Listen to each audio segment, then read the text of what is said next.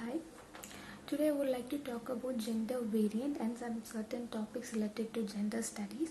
Before I do that, I would like to introduce myself. I am Kaveeya.G. My register number is 23 PEL045. I am doing my MA English Literature at Loyola College, Chennai. So coming back to the topic gender variant. Gender variant is a term used to describe people who cannot choose or choose not to conform their societal gender norms based on their physical sex. Gender variant is an umbrella term used for people who are gender non-conforming, gender queer, transgender, or a third gender. So before we do that, we need to know what is gender identifying. Gender identifying means identifying one's own self or feeling or the internal feeling of one's own self as a male, female or another gender. Before we get into this detailing, we need to know what is gender and sex. Sometimes we tend to get confused between these two and think they are the same, but they are different. Gender is something related to or identifying oneself based on the cultural and societal norms, and sex depends on the analyzing of oneself based on their biological features. So now that we have known what is gender and gender identifying, let's come to the next topic, which is gender roles. So gender roles are certain stereotypes or behaviors which are expected by the people based on our gender. So if we are a women, we are expected to be caring, nurturing, taking care of our family, doing the household chores, something like very polite person. When it comes to men, they are expected to be aggressive, the caretaker of the family, and especially one of the common stereotypes of men are they are not allowed to show their emotions. But according to me, I guess these gender roles and stereotypes have been have been changed during the years, and I guess now both men and women try to balance each other and they're moving out of these stereotypes. So now I would like to talk about the cultural and historical understanding of the gender variance over the years. First thing is there has been a struggle for civil rights over the years, but now they have given some privileges and certain laws support them. I will share with you all in detail about this in the later part of the video.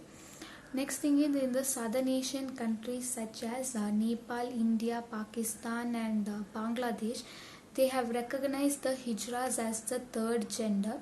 So hijras are the transgenders. So by doing so, I guess that the gender variants who were like in fear to confirm their gender might have got an opportunity to open up. Next is the tribe in North America, which is the Navajo tribe. They have recognized four genders, which is the cisgenders and the transgender male and the transgender female. So transgender male are called as Dilba and the transgender women are called as Nadlihi.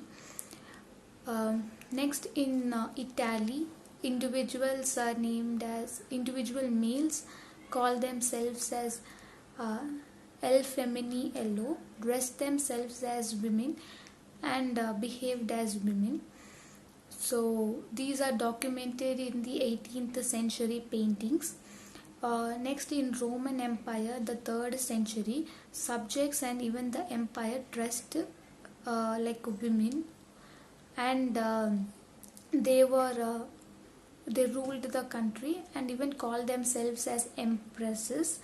So these show that though they are males, they dress themselves and portrayed themselves in another thing. So they are like gender variants. They are like examples for gender variants. So now I would like to talk about an important topic, which is the difficulties faced by the gender variants. So they are often facing mental issues and social issues such as comparison between themselves and the other genders. Then they don't have equality in the society. Next thing is they face trauma because they are misgendered, and gender policies because they don't like follow the genders with gender norms which were like actually associated to them, so they have a problem in following the gender policies. The next thing is relearning the gender roles or the gender norms to the preferred gender they have taken now. So like if they are a male, if they are like transgendered now, learning all the gender norms of a women and following them might be a difficulty for them.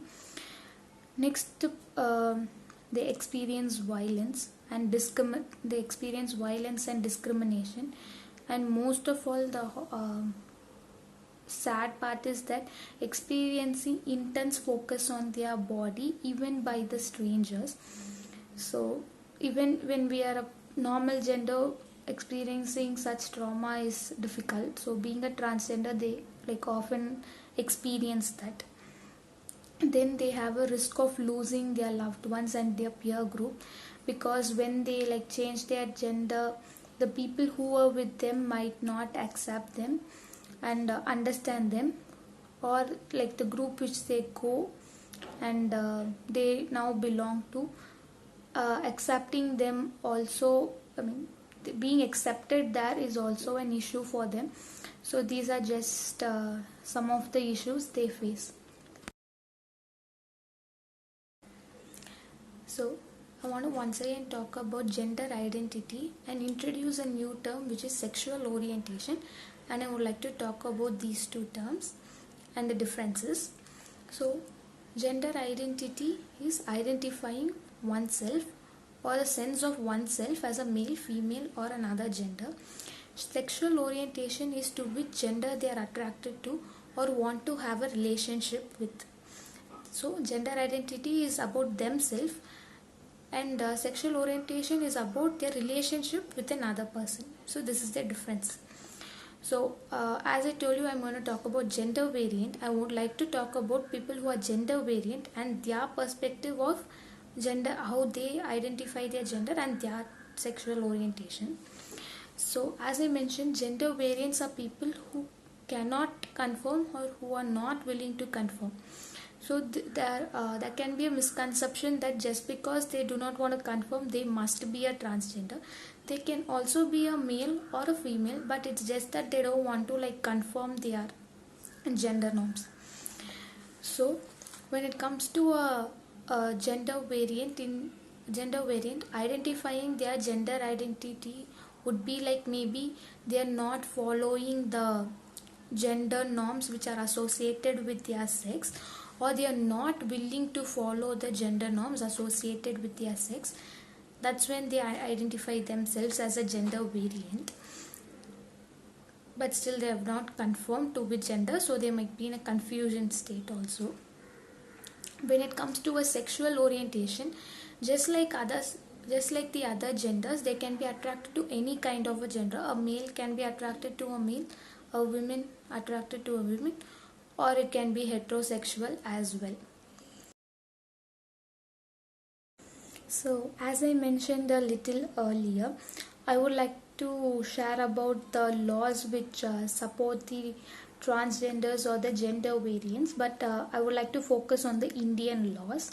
So first thing is section 377 of the Indian Penal Code, which which decriminalized the homosexuality in 2018.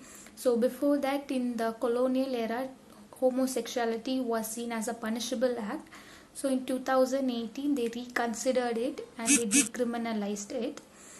Next, I would like to talk about a few rules that are mentioned in the Indian Constitution.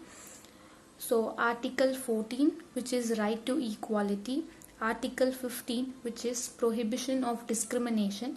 Article 16, which is equality of opportunity in public appointments. Article 19, right to freedom of speech and expression. Article 21, right to life with dignity. So these laws have supported and given privileges to to gender variants and transgenders to live in a comfortable zone.